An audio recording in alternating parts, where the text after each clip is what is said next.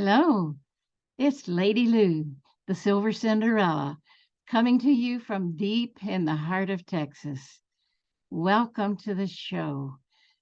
This show is for seniors. I call them silvers because the word silver is the new word, chic word for old. And we may be old, but we've still got a lot of life left in us. And we intend to use it well, have fun, meet new people, and learn new things too. That's a big part of my life. I love to learn new things. And I'll bet you do too, or you wouldn't be watching right now. So, welcome, welcome. And to the gentlemen, we welcome the gentlemen also, because men over 50, 60, 70, they have challenges too, life challenges, just as we women do. So we welcome all of you, not just the ladies. And if you know any ladies and gentlemen who would be a good candidate for watching my show, please tell them about it. Just send them a link, and it's YouTube and on all the popular podcast channels, and it's Silver Cinderella. So just type that into the search bar and you'll find me.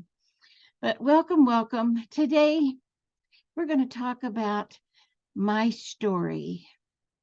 Most of you have never met me, and you think, "Oh, she's okay. She's never had a problem in her life." Well, think again. We've all had problems. You, me, the milkman, whoever. We've all had our share of problems.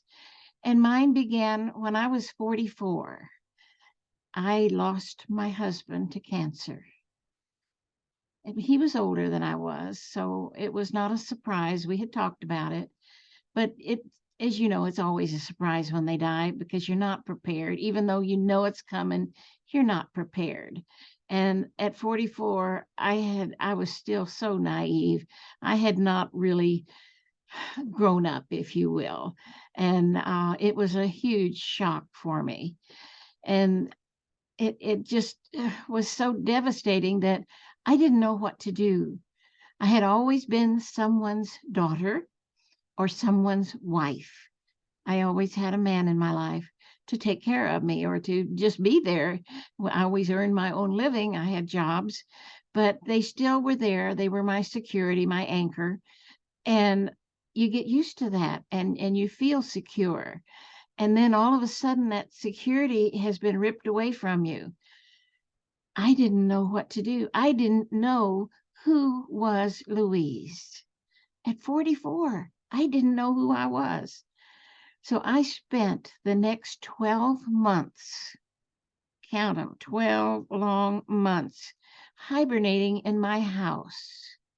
I was fortunate enough not to have to rush back to a job, but it was a horrible 12 months because I didn't know what to do again. You just don't know what to do. And I didn't seek help at that point. I just molted, if you will. And we all know what a molting bird looks like, pretty scroungy. And that's what I became. I just stayed home all the time. I went to the grocery store once a week or two, and I went to visit my parents maybe every 2 or 3 weeks. And my sister and brother were there, but we didn't really have close relationships. They both worked and were out of the house all day, every day. And there I was sitting there in my house, not knowing what to do next. I found some hobbies. I learned how to do a little bit of stuff on the computer, but this was way before the internet, before email, before all that kind of stuff. So the computer was not entertainment at all. We had the television, newspapers, and magazines. So one day in the 12th month, I was just so despondent, depressed, blue, down, that I didn't know what else to do. So I just decided to have a talk with God. And whatever you want to call him, you might consider doing the same. A lot of people do this, but a lot of people, when they pray, they beg, they beseech. I didn't do either of those. I just had a conversation with him. He's my father. You can have a talk with your father, even though his name is God. So I just said, God, there's something's got to happen here. I can't live like this anymore. I'm too lonely, too depressed, unhappy, and it's not working for me. And I look at it as I have two choices. Number one, I could die. And I wasn't sick. I had no suicidal thoughts. I just said, that's an option. I wouldn't know how to die. Most of us don't know how to die. It happens. And number two, I could get my life back. And I had no clue how to do that. I had always worked. I'd had outside jobs.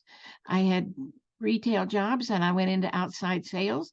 I traveled Texas and Louisiana. I was always rather independent.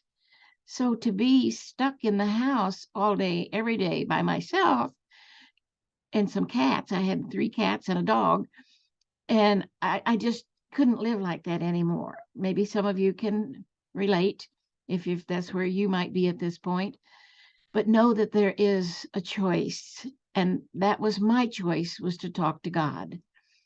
And you may call God a different thing, and that's good. Just whatever your beliefs are, talk to him or her, because we don't know if it's a him or a her, do we? And about 2 weeks later, after my talk with God, I was reading the newspaper. What else do you do? Middle of the afternoon, you read the newspaper. And I was actually reading the business section. I mean, I was desperate to have something to do. And there was a tiny little article about a women's networking meeting. Good Lord, what's a networking meeting? I had never heard those words. But they had a speaker that night. It was a couple of nights later, but they had a speaker coming in from New York. Her name was Carol Hyatt. She was an author from New York. She'd written a book called The Woman's Selling Game. And the other one she co-authored was When Smart People Fail. I thought, wow, maybe I can learn something, because I'd always been in sales. Maybe she'll talk about sales in women or why they fail. I could use either one. So I got a reservation and I made myself go all by myself. I was scared to death. I just, oh my God, do I really want to do this? But I went, and it was nighttime in the dark. So here I am walking down the hall to the room, and the ladies who checked me in were so nice to me. I have to tell you, had they been not as nice as they were, I probably would have left. I just wouldn't have stayed. I'd been too scared. But I went and found a chair and sat down all by myself because I didn't know anybody. And then they introduced the people and introduced the speaker, and she began to speak. And she was not talking about either of the subjects she had written a book on. She was talking about women getting out of their nightgown. Ring any bells? It sure did for me. She was speaking directly to me. And I took this as a sign that this was God's answer to my prayer. He had me go to that meeting all by myself, scared to death, and listen to this lady speak. It was an eye opener, and it set me out on a journey that I still haven't ended yet. And I hope to God I don't have to end it anytime soon, because it's been exciting, it's been fun, it's been unique, it's been expanding. Everything that has come along in the last so many years, over 30, have been so wonderful. Stuff I could not have imagined back then when I was at that point, finally turned 45. I would never have dreamed of having that kind of a life. It just wouldn't have entered my mind. I was just an average Jane, nothing big. I was nothing fancy and nothing special. Just another woman. And here God answered my prayer. So I took that sign and ran with it. You got to take action when you learn things. You got to do it. You can't just say, oh, that was nice, and then go on like you were. No, you got to take action. You got to get out of that rut. And we all know what a rut is, I'm sure. It's a little trail in the dirt. Maybe it's two of them if it's a wagon trail or a car trail. But a rut has also been described as a coffin with the ends kicked out. And that's where I had lived for 12 long months, in a rut. And I was so delighted to get out of it. So I started going to other networking meetings. I would ask everybody that I met, and I met so many wonderful, nice people, and they would all share another networking meeting that they loved. And I'd start going to meeting after meeting after meeting. I started showing up everywhere. It was just so much fun. And most of them were there to do business. It was a business to business networking group. But I made so many new friends. I didn't work, didn't want to work, didn't have to work. So I just made friends. That's what I needed so desperately. New friends, new outlook, new fun things to do, places to go. And it was all right there at my fingertips now. Thank you, God. So I kept going to meetings and kept going to meetings. And a few years later, some of the people started calling me the queen of networking because I was always at another networking meeting and loving every minute of it. And then one day, another lady started, why don't you wear a crown since you're now the queen of networking? I said, oh my goodness, I'm wearing a crown? That's no. But I went to the toy store, Toys R Us. Are you ready for that? And I found a kid crown, plastic with big jewels on it, all gold. It was shiny. And I started wearing it. Well, I didn't start wearing it because I was too chicken. The first night after I bought it, I had a networking meeting, and it was a women's business group. And a dear friend of mine was there to speak. And he was from Nigeria. Lovely man, an author, a speaker, a trainer. And he spoke on his experiences in life, genuinely honest and open, and just such a lovely man. We're friends to this day. And he talked about a meeting that he was attending, that he was the speaker, and he was in his African garb.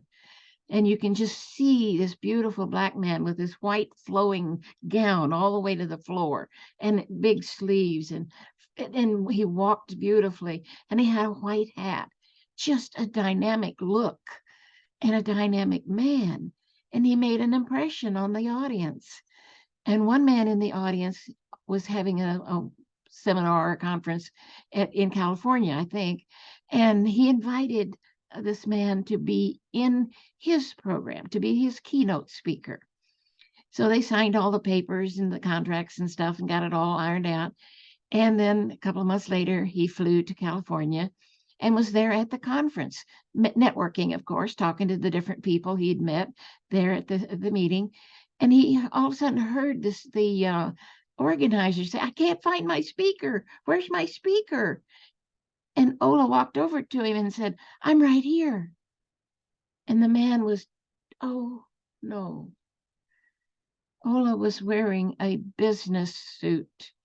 He was not wearing his beautiful African garb that set him apart from the rest of the world.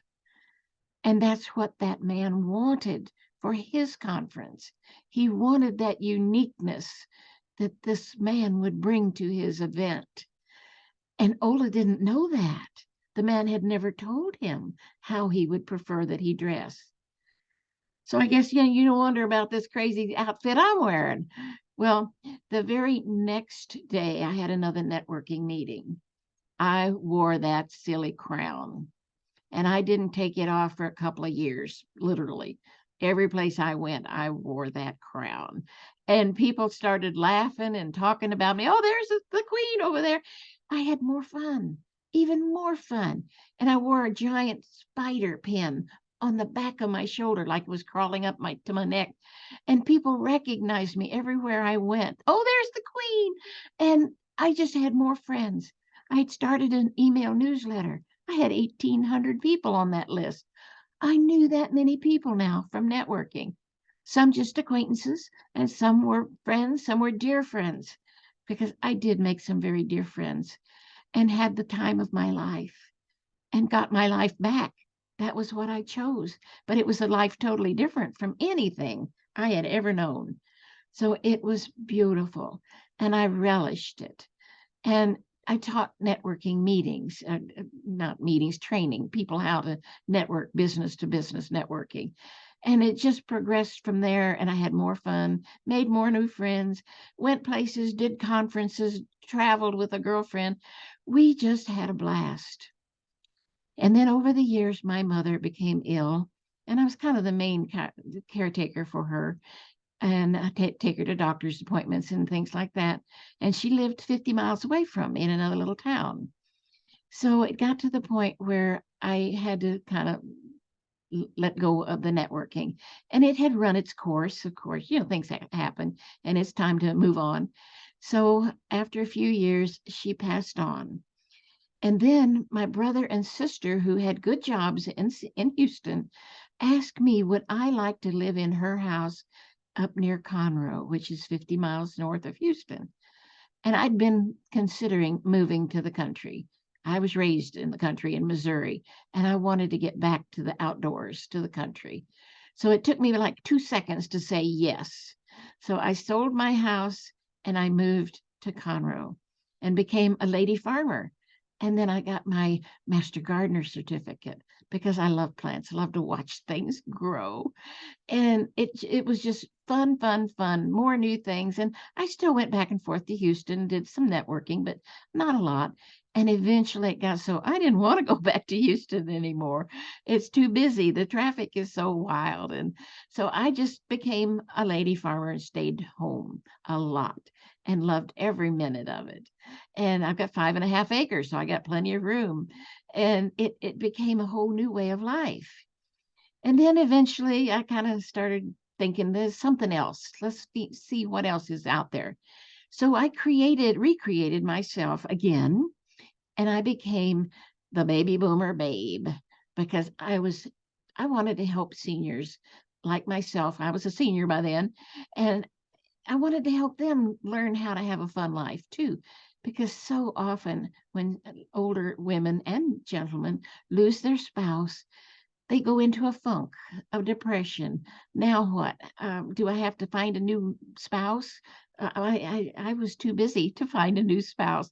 I loved who I was finally and made hay while the sun shine, as the farmers always say, because I loved what I was doing. And I kept progressing into that more and more to love what I do and do what I love. And it can be done. So all of this conspired to make me who I am. And finally the baby boomer babe kind of got old, and I didn't do a whole lot with it, but it was fun. And then one day some girlfriends and I were talking, and I said, I want a new personality, a new persona. And between us, we came up with the Silver Cinderella. And like I said earlier, chic word, silver is the chic word for seniors and older. And at 77 and a half, I'm older and loving every minute of it. So just know that if you take action with your life, things happen. They come out of left field and you think, where, why, what happened? It's so unique the way things come to us when we allow. And that's a word I want all of us to remember. I allow things to come to me. It may be so off the wall that I say, I never heard of such a thing. Well, I never heard of networking. And I embraced it eventually. It took me a few weeks, but all of a sudden, that was my new avenue of life. So maybe something like that will come into your life.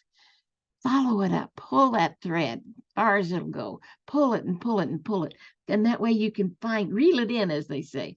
Just know that your life has such more meaning than maybe it has at this moment, that there is hope for all of us. We don't just have to dry up and blow away or go sit in the rocking chair and watch daytime television, because that's not living. It's not. We want to have adventures. Who cares if we're in our 80s or 70s or 60s? We have life. We've got life to give. We've got love to give.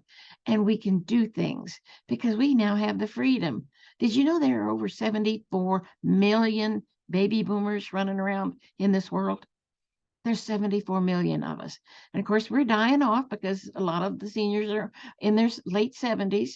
So they're starting to kick the bucket, and the new generation will come in. But in the meantime, there's this huge, huge block of baby boomers. And we are being ignored, ladies and gentlemen. We're being ignored by the politicians, by the corporations, by the world. It's not like the world in the Eastern countries, China and Japan. They revere their elders. And in America, oh, she's an old person. Never mind. They don't know anything. Well, we got a lot of wisdom, a lot of wisdom. And for the most part, we don't stop learning just because we got old.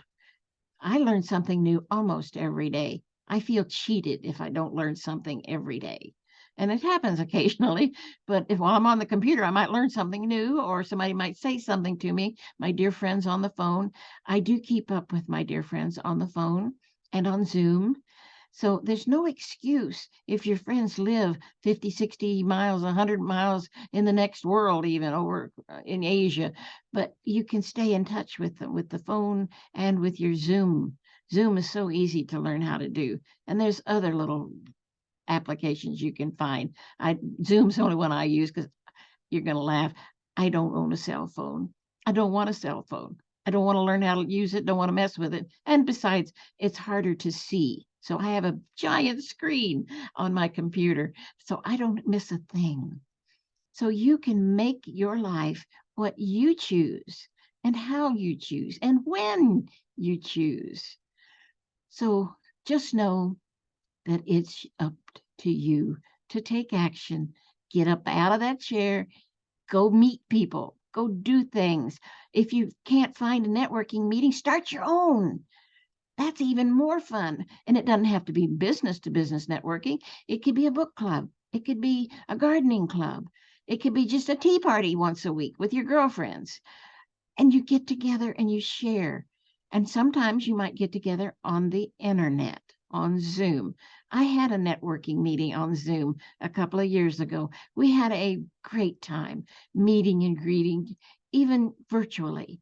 It works. You can make friends virtually. Two of my dearest, dearest friends, one of them I have not seen in, I'm going to say 4 or 5 years now. I knew her very well when I was in Houston. We got together occasionally.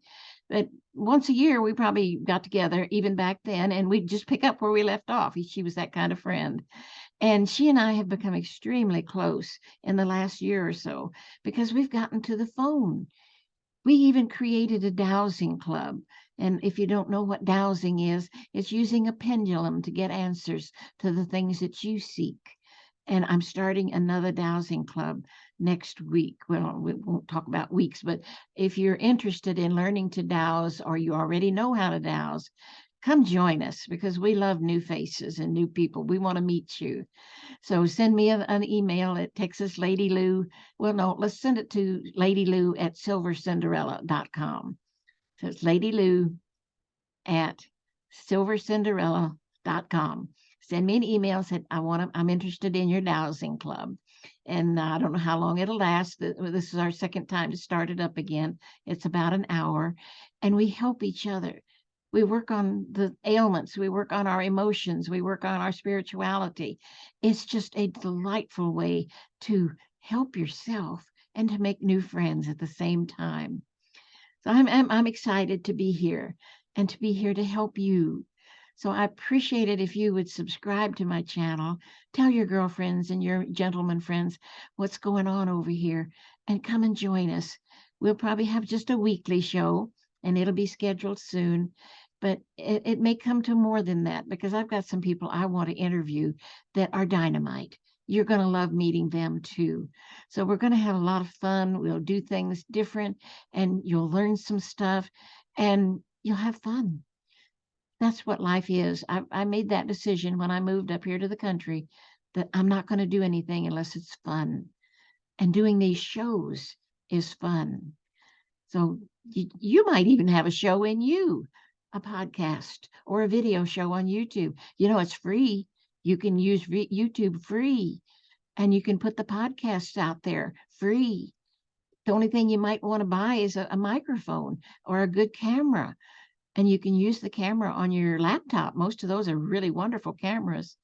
So you could have a whole new world open up for you. And I'd be glad to help. Send me a little note. Oh, and Facebook. I'm on Facebook. It's under Lou Dewey for my profile page. And then on the group, it is Silver Cinderella - Senior Lifestyles. So you can come join us over there too. So we have a lot of fun, a lot of different things going on, and we'd love to have you join us. That's the biggie, because you may be facing what I faced all those years ago when my husband died. So if that's where you are, call me, have fun, come and join me, and we'll have fun together. So there we go. I will see you on down the road. Bye for now.